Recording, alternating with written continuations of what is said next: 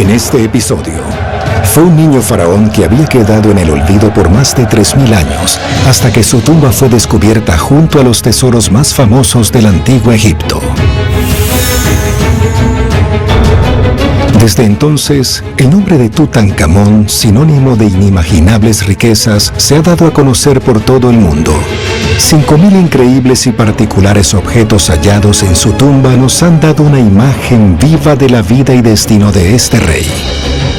Tutankamón fue el último rey de una familia que gobernó Egipto por 8 generaciones. Heredó un país incierto después del reino caótico de su padre, Akenatón. Aún quedan muchos misterios sobre su vida. ¿Recibió ayuda de aquellos cercanos a él? ¿O se alejó de los núcleos de poder? ¿Cómo murió? ¿De una enfermedad? ¿En un accidente? ¿O fue asesinado? ¿Por qué algunos egiptólogos dicen que parte de su tesoro nunca fue para él? Ahora descubrirán la verdadera historia del faraón Tutankamón.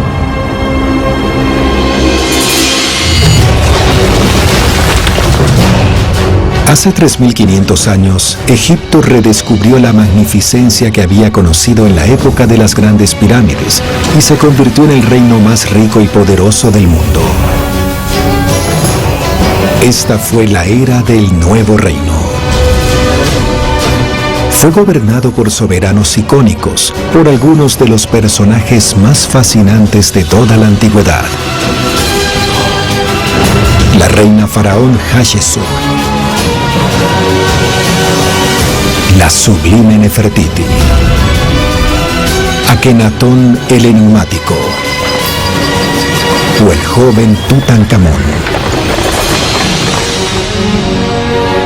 Según los egiptólogos, esta familia es conocida por introducir la 18ª dinastía. Esta es la increíble historia de la Era de Oro, la historia de los fundadores del nuevo reino.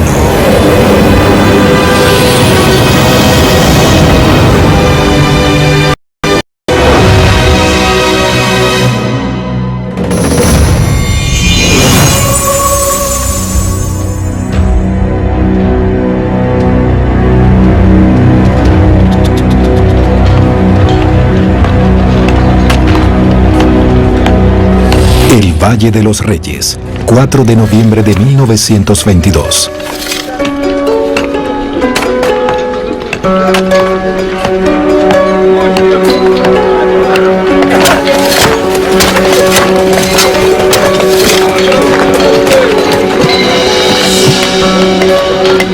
El egiptólogo Howard Carter estaba por hacer un maravilloso descubrimiento. Vea esto, encontramos algo. Por allá. ¿Dónde? Durante 7 años, estuvo buscando la tumba de un faraón casi eliminado de la historia, con la esperanza de que hubiera sobrevivido a los saqueadores. ¿Pudo haber hallado por fin la última morada de Tutankamón?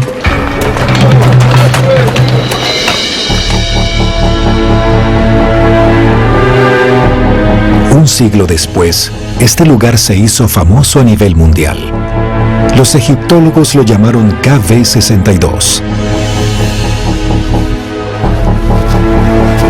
Mark Gabol, un experto del Nuevo Reino, nos ayudó a imaginar uno de los grandes monumentos de la historia de la arqueología egipcia, el descubrimiento de la tumba del faraón Tutankamón. Justo aquí, uno de los trabajadores había desenterrado un escalón. Este escalón de aquí. Unas horas después apareció una puerta. Estaba sellada. Él la abrió. Y luego vio que detrás de la puerta había un corredor inclinado, casi completamente lleno de escombros. Eso fue una señal esperanzadora, porque si se requirió de tanto esfuerzo para bloquear la tumba, tenía que significar que algo había adentro. Entonces, ¿qué hizo? Volvió a cerrar la tumba, puso todos los escombros que habían sido removidos esa mañana y envió un telegrama a Lord Carnarvon diciéndole: he hecho un maravilloso descubrimiento en el valle, una tumba con sellos intactos, los dejé igual para su llegada, felicidades. La excavación de Howard Carter estuvo financiada por Lord Carnarvon, un aristócrata británico. No era posible que el egiptólogo continuara sin la presencia de su financiador. Esto era bastante común a principios del siglo XX. En ese momento no era difícil para un aficionado adinerado emplear a una persona inteligente y enérgica como Howard Carter para que cavara por ellos. Y parte de la expectativa en aquel tiempo era que al final de la excavación recibirías el 50% o una gran parte de los hallazgos y te los llevarías a casa. Howard Carter era una persona enérgica, pero sus estudios eran, por decir menos, cuestionables. Howard Carter no tenía formación académica. Era un artista extraordinario y llegó a Egipto para compartir sus habilidades con la acuarela, como parte de una expedición que intentaba registrar monumentos. Pero con el tiempo se interesó cada vez más por la egiptología y comenzó a trabajar en excavaciones. Un artista que, al final de cuentas, encontró la tumba del faraón Tutankamón. Para el 26 de noviembre, Carter ya había limpiado el corredor y llegó a otra puerta sellada, exactamente como la primera. Esta vez lo acompañaba Lord Carnarvon. El pico, por favor.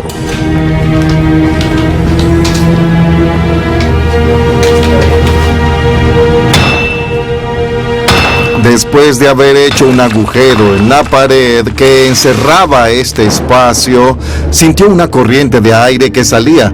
Pasó una vela por el agujero y la llama parpadeó.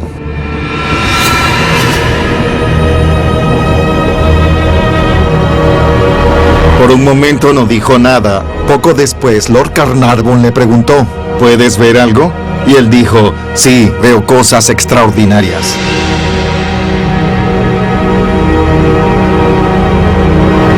Había hallado una real espectacular registrada en todo Egipto. Por primera vez en más de 3000 años, la humanidad está entrando en la última morada de Tutankamón. Fue el descubrimiento más grande en la historia de la arqueología en cualquier campo. Atónitos, Howard Carter y Lord Carnarvon entraron en la cámara. Lo que Carter y Carnarvon vieron en ese momento fue una habitación llena de objetos. No era precisamente un desorden, más bien eran muchas cosas, muchas, apiladas casi hasta el techo. Había lechos funerarios, una pila de tronos, cofres. A la izquierda había carros desmontados. La tumba parecía estar perfectamente preservada, y en un estado de emoción, los dos hombres continuaron su exploración. Aquí había dos estatuas del rey, en madera oscura, con hojas de oro, de frente, y obviamente enmarcando una puerta.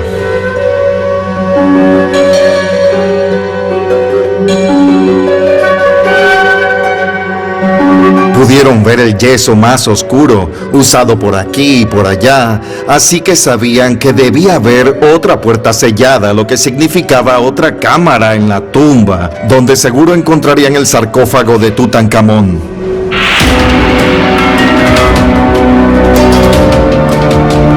Aquí es donde se complica la historia. Según el informe oficial, había cestas allí justo al pie de la puerta, más un agujero hecho por un ladrón en la antigüedad.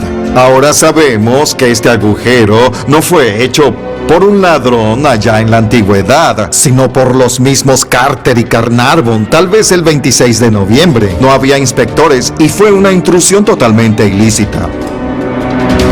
La razón de Howard Carter para esta visita secreta no fue solo la impaciencia. Carter ya había estado extremadamente molesto una vez cuando encontró una tumba con un sello intacto y al abrirla en presencia de los funcionarios no encontró ninguno de los tesoros que esperaba. Al recordar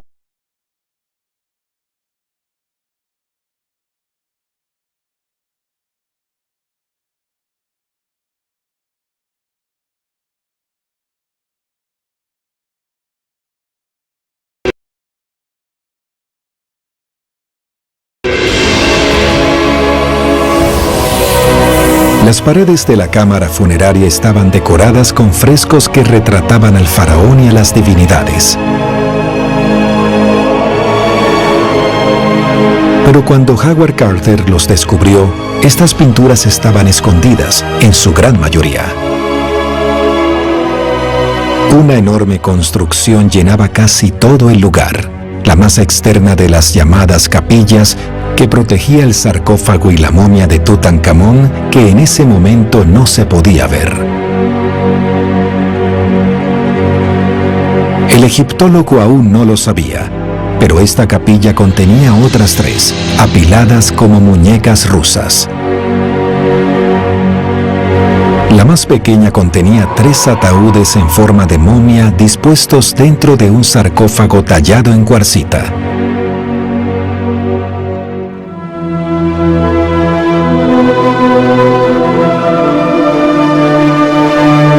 Los 2 primeros ataúdes estaban hechos de madera, cubiertos de hojas de oro cinceladas y piedras semipreciosas. El último, en contacto con el cuerpo del rey, estaba hecho de 110 kilogramos de oro.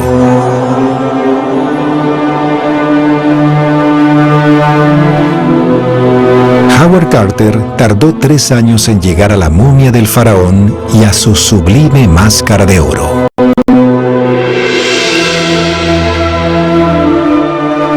El tesoro arqueológico más maravilloso encontrado hasta el momento se ha convertido en el símbolo de la magnificencia de los gobernantes del nuevo reino.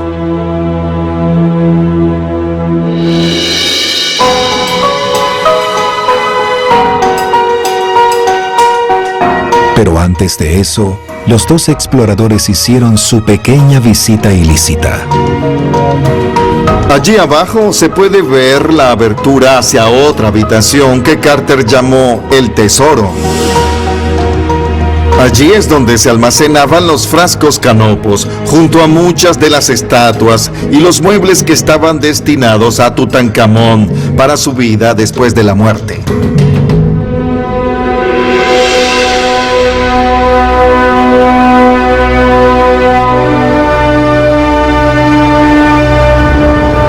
Depositados en un cofre cubierto de hojas de oro, los frascos canopos contenían las vísceras del rey, su hígado, estómago, pulmones e intestinos. En total, se encontraron más de 5,000 objetos en la tumba. A Howard Carter le llevó 10 años hacer un inventario de ellos y transportarlos hasta el Museo del Cairo.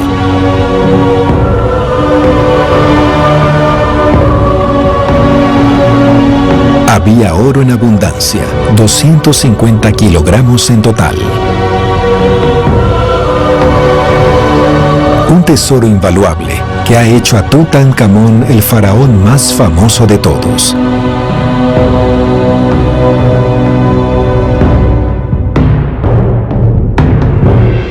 Con este descubrimiento, la egiptomanía, que había surgido en Francia después de las campañas egipcias de Napoleón y la llegada del obelisco a la Plaza de la Concordia en París en 1830, se volvió un paroxismo, y esta fascinación se reforzó con una leyenda aterradora.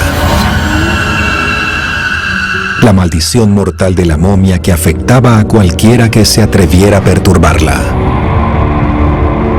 Esta idea surgió a raíz de la muerte de Lord Carnarvon, solo 5 meses después del descubrimiento de la tumba de Tutankamón.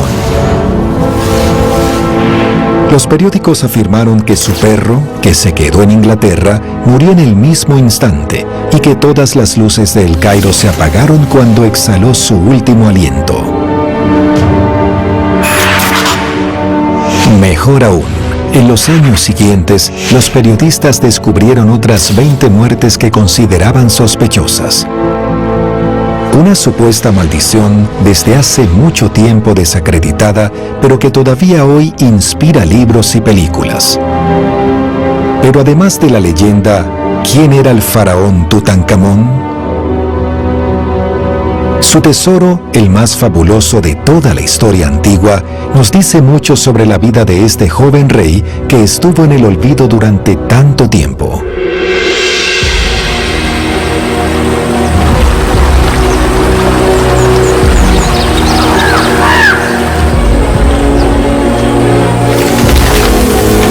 1330 antes de nuestra era.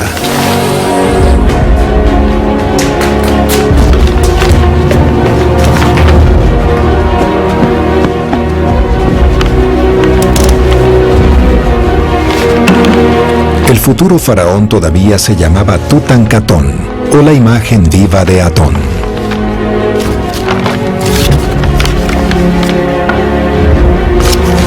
Fue el nombre que le dio su padre, el rey Akenatón. El joven pasó sus primeros años lejos de la corte real. Los príncipes en el antiguo Egipto podían ser criados lejos de la capital o de la residencia real. Es probable que el príncipe haya sido educado en diferentes partes de Egipto. Una pista en particular en lo que respecta a Tutankamón es que se encontró la tumba de uno de sus maestros llamado Senket en la región de Akhmin. Por lo tanto, existe la hipótesis de que Tutankamón pudo haber crecido allí. Y Senket tenía mucho que enseñarle al niño. Para empezar, tenía que ser capaz de leer y escribir. También tenía que aprender el arte de la guerra. Tiro con arco. Lucha. Estrategia militar. Tenía que saber cómo luchar y cómo liderar un ejército. Fue una infancia rodeada de niños pertenecientes a las familias vasallas más poderosas de Egipto. Había una institución llamada Kab o Keb, a menudo traducida como círculo interno. Era una especie de clase creada alrededor de un heredero o un niño real para que no fuera educado solo. Estos otros niños crecerían con él, y cuando se convirtiera en rey, obviamente, ubicaría a sus antiguos compañeros de clase en posiciones clave, porque cuando conoces a alguien desde la infancia, sabes que puedes confiar en él. Pero esta infancia rodeada de amigos de su edad no duró mucho. Cuando tenía solo 8 años, Tutankamón tuvo que reinar. Esto llevó al joven chico al lado de Ay, un dignatario que ya era poderoso en el reinado de Akenatón, el padre de Tutankamón.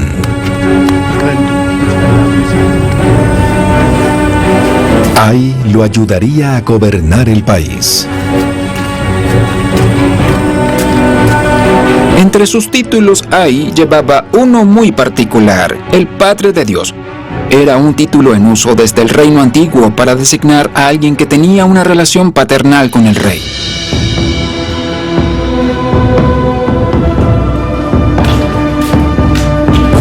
Algunos expertos piensan que Ay era el tío abuelo de Tutankamón, otros que era su abuelo. Pero algo de lo que están seguros es que Ay guió al joven en todas sus decisiones. Un mentor que, sin dudas, necesitaba.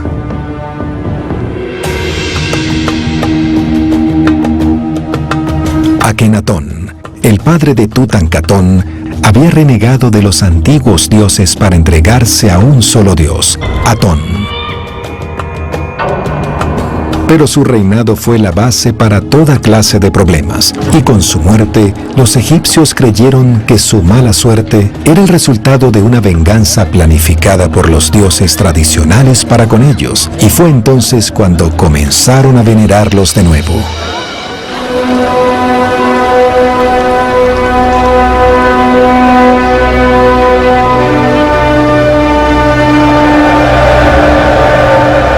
Era de vital importancia que Tutankamón calmara a los espíritus y a los dioses, y se propuso esta misión desde el momento de su coronación.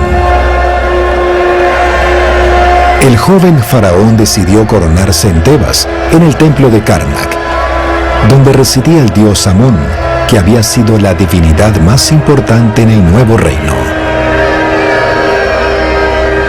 Era la fortaleza del dios de la realeza legítima y Tutankamón se puso de nuevo bajo el patronato de este dios.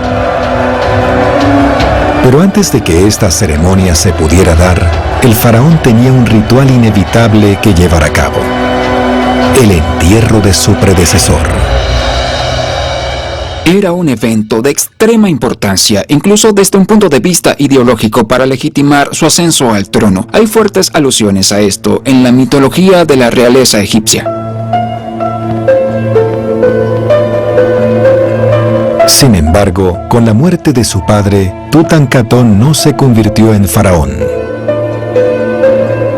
Los egiptólogos han descubierto que una misteriosa reina gobernó al país durante 3 años. Según la tradición, Tutankamón debió haber enterrado a su padre, pero no sucedió. Otro soberano lo hizo en su lugar. Tutankamón reenterró a Akhenaton para establecer su legitimidad como su heredero, así que él no consideró que había heredado alguna legitimidad de esta reina a quien consideraba una usurpadora. Para llevar a cabo este entierro, el joven partió de Menfis, que ya era de nuevo la capital real. Regresó por el Nilo a Amarna, donde estaba la momia de su padre. Se la llevó a Tebas y al Valle de los Reyes, donde reenterró su momia.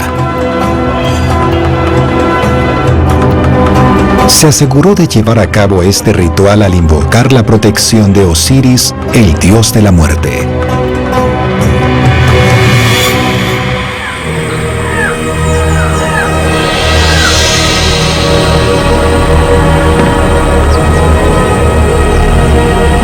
Finalmente, Tutankamón se corona en octubre del año 1327 a.C. Ahora podía comenzar su reinado.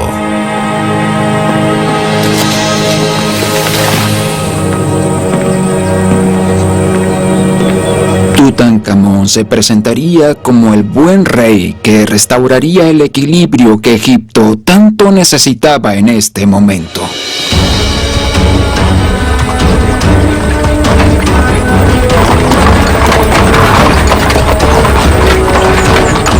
¿Podía el niño tranquilizar al pueblo y aplacar a los dioses? ¿Podía él restaurar la armonía en Egipto? En un esfuerzo por demostrarlo, dio varias señales fuertes.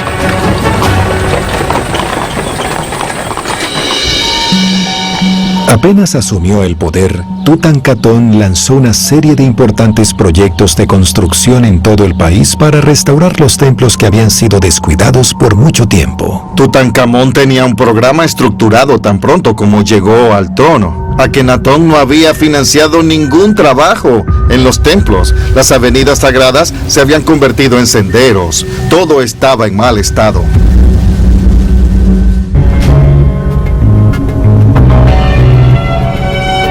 En Luxor, Tutankamón emprendió trabajos según la tradición de Amenofis III. Prestó especial atención a la decoración de esta gran columnata que había sido construida por su abuelo Amenofis III. Añadió relieves que mostraban la gran procesión del festival de Opet desde Karnak hasta Luxor. Una procesión que consistía en mover físicamente al dios Amón. Durante 15 años no hubo un festival de Opet, y este era un festival principal en Tebas, así que era muy importante restaurarlo con mucha pompa. Con este trabajo de restauración en los santuarios, Tutankamón estaba matando 2 pájaros de un tiro. Por un lado, se estaba reconectando con las tradiciones de los faraones constructores, y por otro lado, estaba demostrando cómo honraba a los dioses, porque al rey le interesaba demostrar su fe, y para hacerlo aumentó las pruebas de su devoción. Una de esas pruebas fue en Karnak, un monolito del comienzo de su reinado, en el que el faraón proclamó oficialmente el retorno de las antiguas divinidades. Fue aquí donde se encontró la tablilla de piedra de la restauración de Tutankamón. Se encontró en fragmentos, pero era un monumento importante porque se erigió aquí para marcar la entrada al templo de Karnak. Una ubicación simbólica. bloque grabado, que ahora se encuentra en el Museo de El Cairo, el faraón comienza explicando el estado en el que encuentra a Egipto.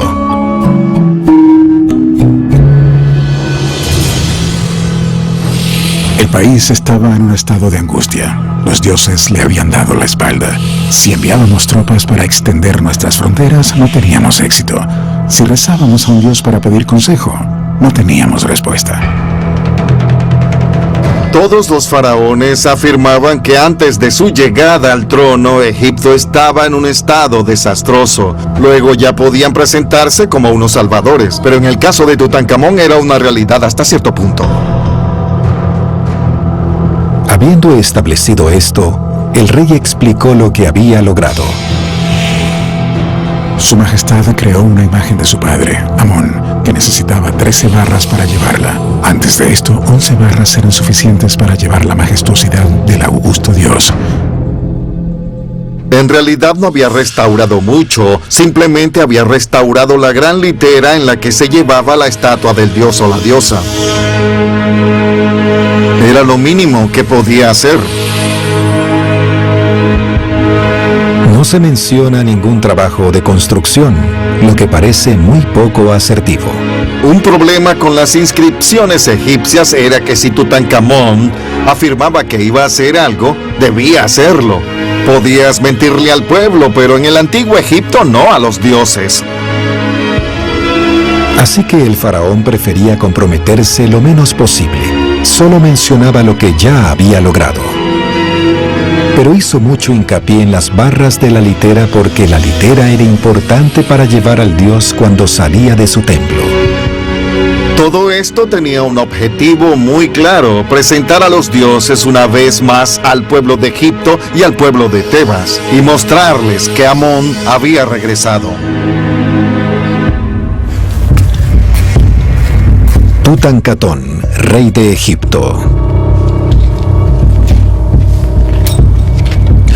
Pero esto era solo el principio. A continuación, siguiendo el consejo de Ay, Tutankamón proporcionó más pruebas extremadamente convincentes de su devoción a Amón. Tutankamón cambió su nombre. Ya no tendría este nombre tan orientado hacia Atón. Ahora su nombre sería Tutankamón. Su nombre, que había significado la imagen viva de Atón, ahora significaría la imagen viva de Amón, en honor a su padre divino. Sin embargo, Tutankamón no borró todo rastro de Tutankamón. Es muy posible que siguiera siendo llamado Tutankamón en Memphis, pero se le llamaría Tutankamón en Tebas, porque era la tierra de Amón.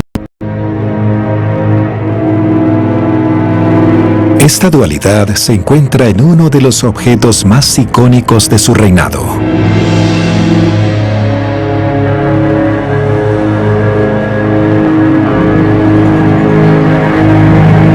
En su trono decía Tutankamón.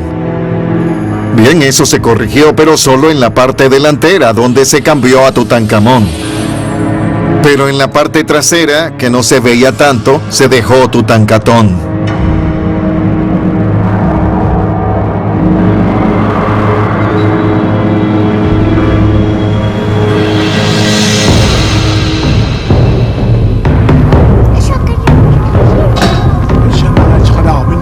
Con los dioses honrados y el cambio de nombre, le gustara o no al faraón, tenía un deber real más que cumplir: casarse.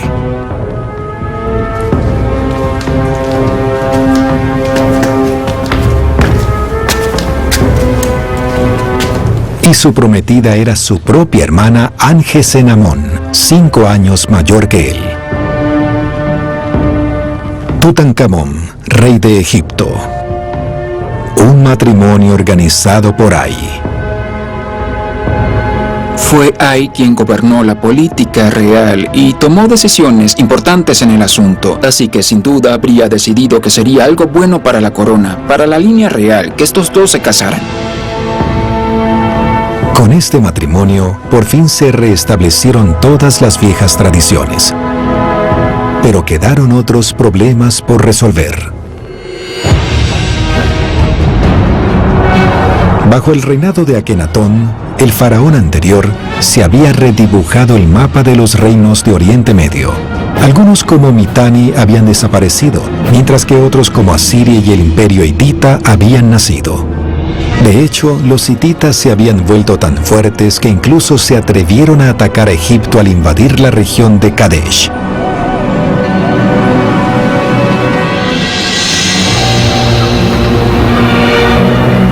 Palacio Real, Menfis.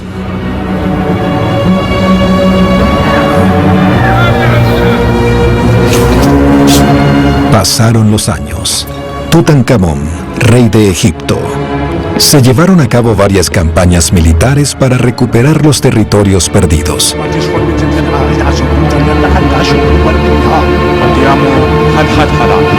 Y aunque Ay seguía cerca de Tutankamón, asesorándolo en todos los asuntos religiosos, la tensa situación política brindó la oportunidad para que otro hombre poderoso se estableciera. Su nombre era Horemheb. Al principio, un general en el ejército del faraón que ascendió para convertirse en el jefe de su gobierno.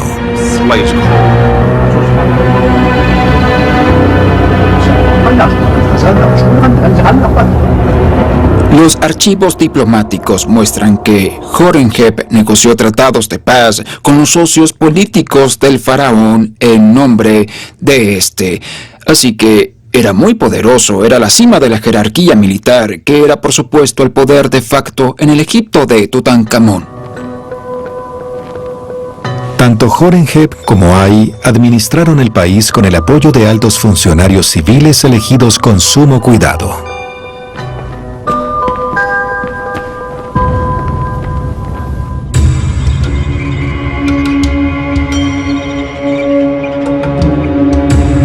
Localizada en la orilla oeste del Nilo, la necrópolis de Tebas alberga la tumba de uno de ellos.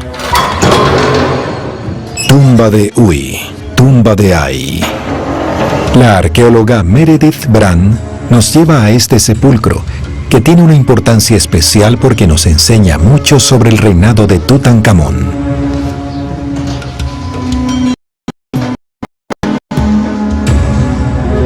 Estoy aquí en la tumba de Huy, quien fue el hijo del rey Enkosh y fue el virrey de Nubia. Este hombre fue responsable de supervisar el oro y su importación a Egipto.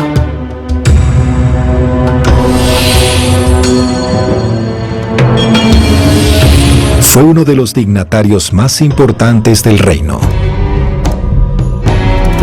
Gracias a él, cada año se traían alrededor de 260 kilogramos de oro por el Nilo desde Nubia.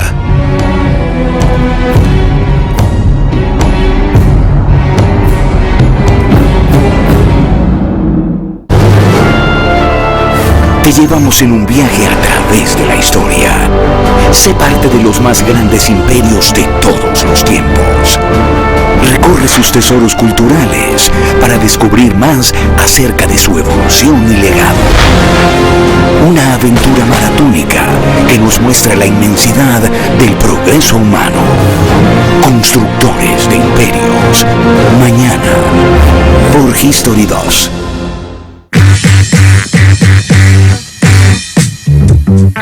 Since I came to know you, I've been telling you how good you El esmalte es la capa protectora de los dientes. Cuando se desgasta, no se recupera y esto genera sensibilidad dental. El consumo de alimentos y bebidas ácidas puede debilitarlo. Sensodyne Sensibilidad y Esmalte fortalece la superficie del esmalte, proporcionando 3 veces más resistencia a los ácidos. Yo a mis pacientes les recomiendo que usen Sensodyne Sensibilidad y Esmalte. ¿Terminaste en una fiesta sin saber cómo? Puede que necesites un alical. ¿Ganaste un desafío? Puede que necesites un alical. ¿Brindaste con famosos? Puede que necesites un alical. ¿Tenés que trabajar y no puede parecer que... ¿Terminaste en una fiesta sin saber cómo? ¿Ganaste un desafío y brindaste con famosos? Claramente necesitas un alical. Un potente analgésico más un antiácido. Alical. Nos vemos mañana. Hey, I'm at gate 6 wearing a gray shirt. ฉันอยู่ที่ประตู6สวมเสื้อสีเทา ได้ครับ เดี๋ยวผมมารับไป2 นาที I'll pick you up in 2 minutes. Oferta única de lanzamiento. Compra hoy tu Galaxy S24 y lleva unos Buds FE de regalo. Son pocas unidades. La inteligencia artificial de Galaxy llegó.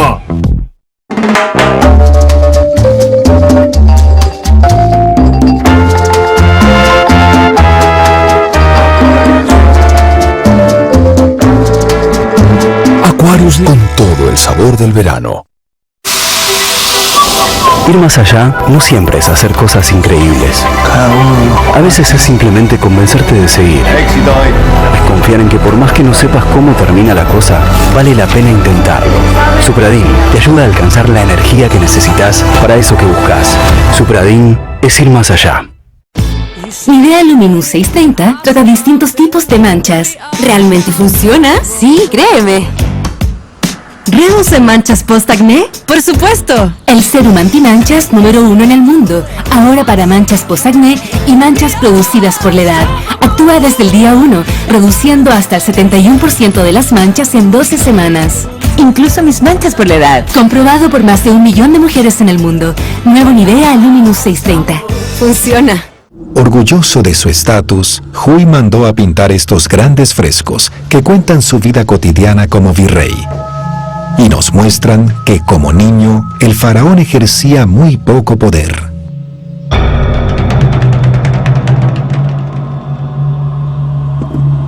Aquí vemos la imagen del hijo del rey en Kosh recibiendo su nombramiento para el cargo.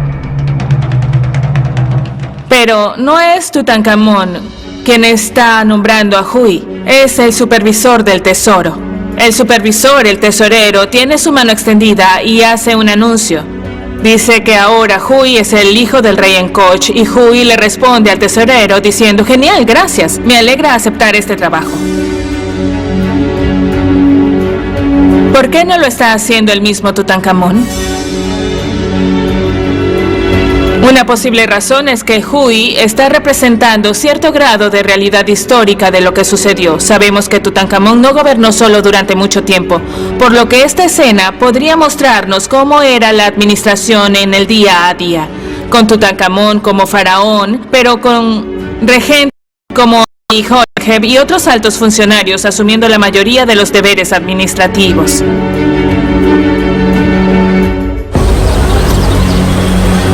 Palacio Real Memphis.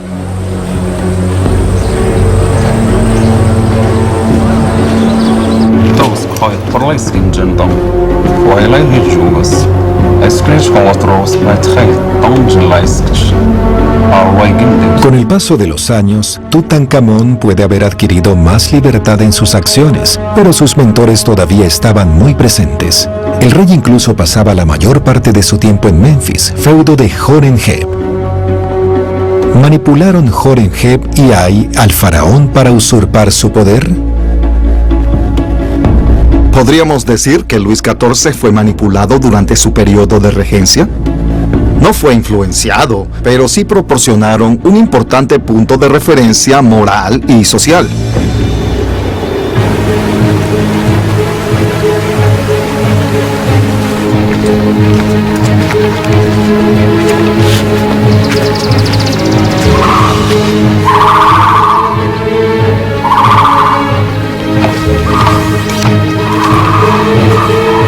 Cuando el faraón sentía la necesidad de escapar de sus mentores, practicaba un pasatiempo real.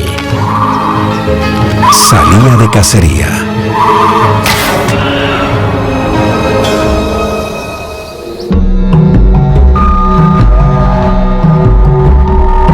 En su tumba, además de los carros, los arcos y flechas encontrados en grandes cantidades, Howard Carter descubrió, escondida entre las vendas de la momia, un arma fascinante. La tumba de Tutankamón estaba llena de extraordinarios objetos, pero uno que realmente llama la atención es su daga.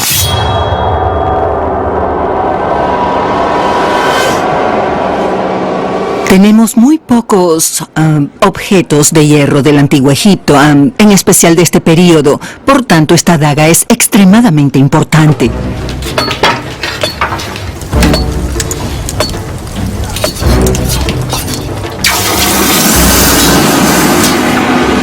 ese momento, el hierro era más valioso que el oro, pero aún no habían dominado el arte de trabajar con él.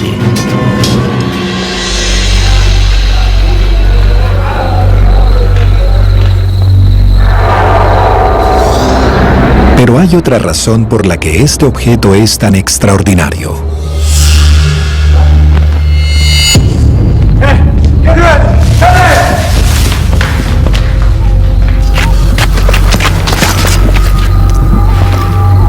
Esta daga está hecha de hierro meteórico. Esta daga de hierro, que es realmente hierro del cielo, es una sustancia mágica, es un regalo de los dioses. Un arma mágica que nunca se usó en batalla porque, a diferencia de sus ancestros, Tutankamón nunca luchó en una guerra.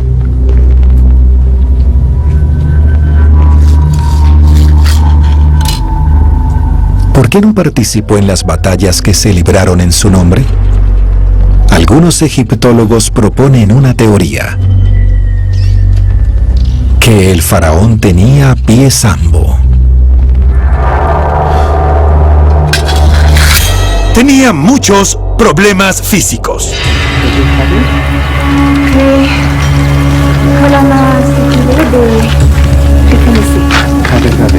Encontramos en su tumba 130 bastones.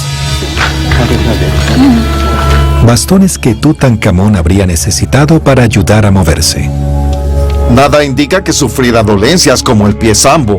Incluso si ven la momia misma, la posición de los huesos no nos dice nada. Por otro lado, lo que sabemos con certeza es que tenemos 200 pares de sandalias de Tutankamón, y ninguna es así. Hay sandalias ortopédicas, por lo tanto, no tenía pie sambo. Pero los bastones no son la única evidencia presentada por los defensores de esta teoría. Afirman que ciertas representaciones del rey generan dudas. Si ves las escenas de él cazando animales salvajes, estaba sentado. No de pie, como todos los reyes. Pero no todos apoyan esta hipótesis.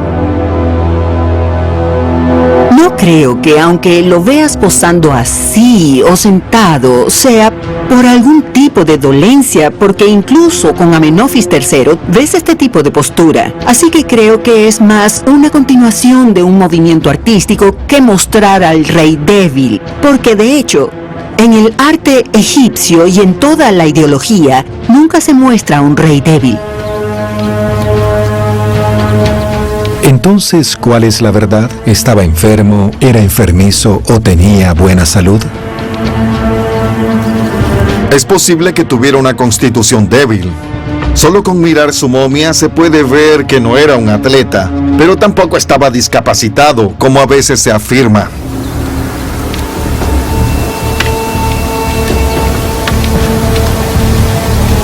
Una constitución débil que podría explicarse por los continuos matrimonios consanguíneos. Sus padres y abuelos eran primos hermanos, y él mismo se casó con su hermana mayor, Angesenamón. Las representaciones de la pareja encontradas en los objetos de la tumba del faraón muestran que, con el tiempo, los dos se hicieron muy cercanos.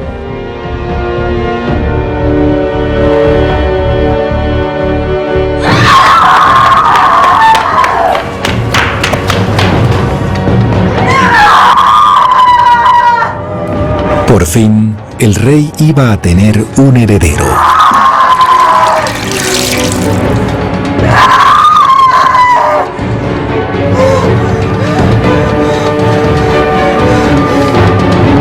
En la tumba de Tutankamón se encontraron los fetos muertos de 2 niñas. Niñas pequeñas que murieron alrededor del 4º y 7º mes de embarazo.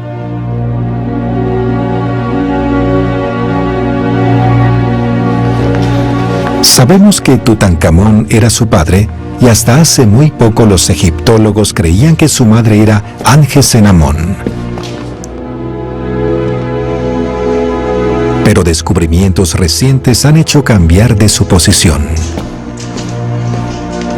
El análisis genético de los dos bebés muertos ha mostrado que no pueden haber sido hijos fruto de la unión entre Tutankamón y su hermana. Significa que Tutankamón, como todos sus predecesores, tenía otras esposas y que al menos una de ellas había dado a luz a estas dos niñas que lamentablemente nacieron muertas.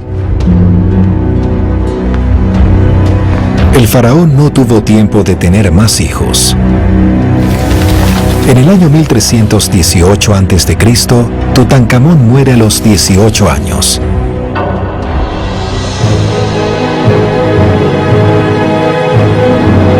Por lo general, para averiguar cómo murió un faraón, se estudia la momia. La de Tutankamón, sin embargo, está en muy mal estado. Al principio, los egiptólogos pensaron que el cuerpo no había sido embalsamado de forma correcta, pero ahora están proponiendo otras explicaciones. Cuando Howard Carter lo descubrió, lo cortó en pedazos para sacarlo del ataúd dorado en el que había sido puesto. Así que la momia de hoy está en un estado muy difícil de analizar, con mucho daño que probablemente sea post-mortem, al menos la mayoría. Intentó sacar la máscara dorada, no pudo. La máscara se había fusionado con el rostro producto de la grasa usada para conservar a la momia. Luego trajo herramientas con fuego y empezó a sacar la máscara dorada. Así que Howard Carter quemó la momia. El daño causado a la momia eliminó cualquier pista que ya eran muy frágiles, hasta el punto que los expertos hoy en día todavía no pueden ponerse de acuerdo sobre las causas de la muerte de Tutankamón. Cuando mueres a los 17 o 18 años, tiene que ser una muerte repentina, así que es bastante simple. ¿Fue un asesinato, fue un accidente o una enfermedad? No hay otra razón por la que pudiera haber muerto.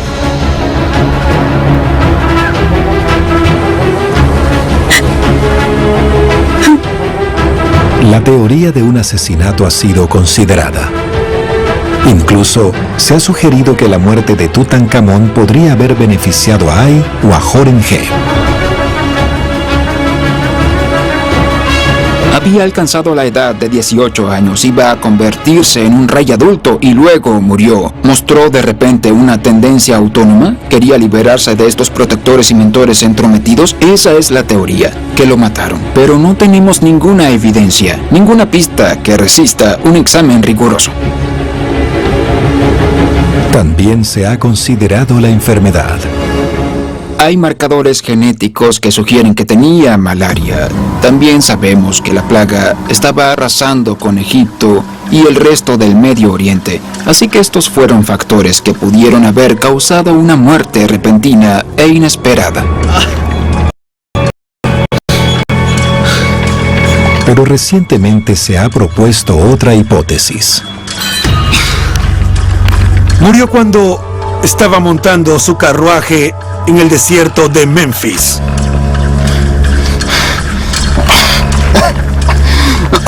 El análisis de su esqueleto ha mostrado que el fémur estaba roto justo encima de la rodilla. Así que muy bien podría haberse caído, se rompió la pierna y la fractura se infectó.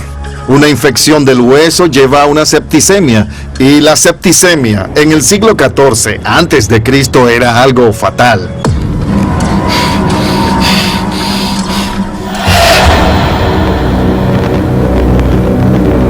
En el antiguo Egipto, la muerte estaba estrictamente ritualizada. El rey debía ser enterrado 70 días después de su muerte. Un periodo durante el cual los altos sacerdotes realizarían los rituales necesarios para preparar el cuerpo mágico del faraón, su momia. Pero 70 días es muy poco tiempo cuando nada está listo. Cuando Howard Carter descubrió la tumba de Tutankamón, se sorprendió mucho por su tamaño tan pequeño. Lo que es seguro es que esta no es la tumba que Tutankamón habría imaginado para sí mismo. Habría tenido una tumba de una escala más regia, con una entrada mucho más grande, corredores, un pozo. Pero no hay nada de eso aquí. De hecho, el sepulcro es tan pequeño que hubo que excavar a toda prisa en el suelo de la cámara para dejarle espacio a las capillas que protegían la momia real.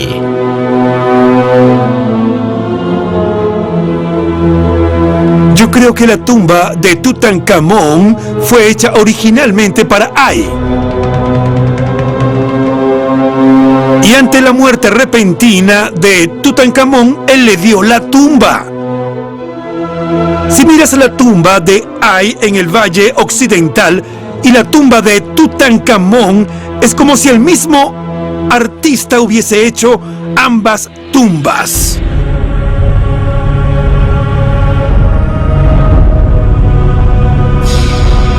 Un artista que tuvo que trabajar con prisa.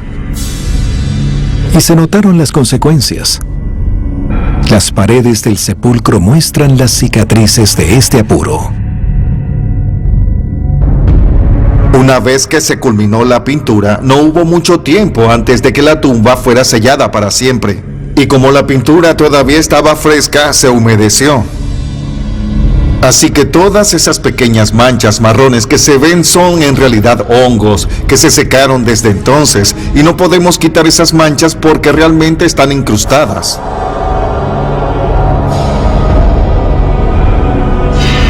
Pero puede que no haya sido solo la tumba la que no estaba destinada para él. La gran sorpresa de la tumba de Tutankamón es que hay muchos objetos que no fueron originalmente destinados para él. Cuando los examinas de cerca, ves que en varios está inscrito el nombre de la reina faraón. Y entre estos objetos, la misma máscara de oro es motivo de debate. Este es el objeto más icónico encontrado en la tumba de Tutankamón.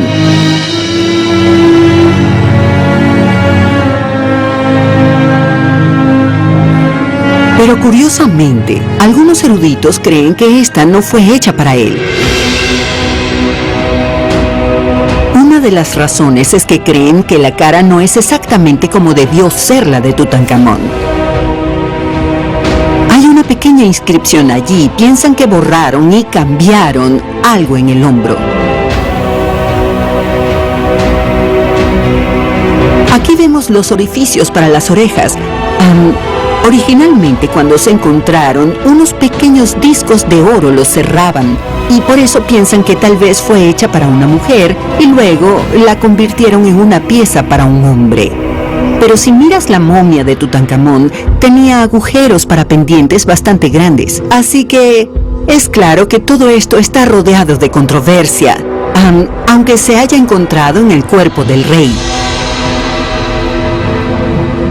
Una controversia que aún no se ha resuelto.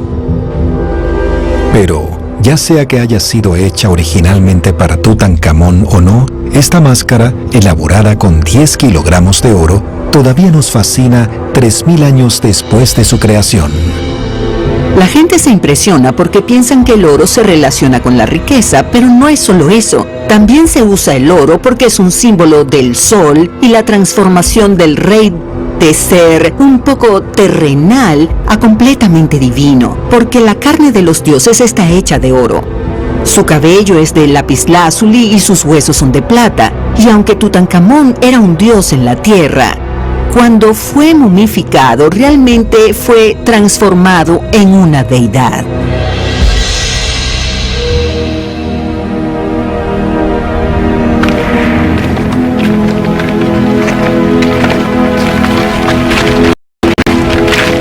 $70 días después de su muerte, ya era hora de enterrar a Tutankamón en su tumba. Pero antes de ser enviado al descanso eterno, según la tradición egipcia, el faraón tenía que recibir los últimos ritos de manos de su sucesor.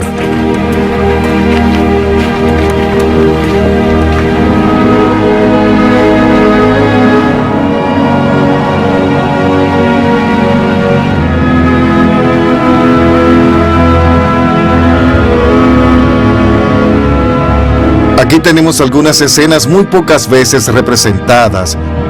Esta es la única pintura en el Valle de los Reyes que muestra a un sucesor haciendo el ritual de la apertura de la boca. Usando una pequeña suela, toca los ojos, la nariz, la boca y los oídos para reavivar los sentidos de la momia. Representado como un eterno joven, el nuevo faraón era todo menos eso. Es el nuevo rey Ay, que de hecho no lo pintaron como el anciano que era. Él fue el sucesor porque Tutankamón murió sin descendencia.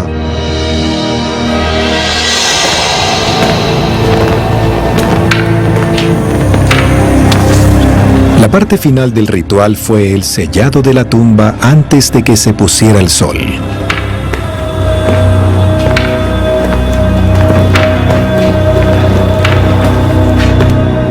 Los sucesores de Tutankamón fueron Ay y luego Horemheb. Horemheb, el último faraón de la 18ª dinastía, se encargaría de borrar metódicamente toda huella del rey niño. Pero el fin de esta dinastía no significó el fin del nuevo reino. La nueva era vio tomar el poder a una nueva línea de gobernantes, con faraones tan famosos como Ramsés II. Nuevos soberanos que, al igual que Tutankamón, aspiraban a una cosa por encima de todo, que se les recordara por toda la eternidad. La era dorada de Egipto no ha terminado.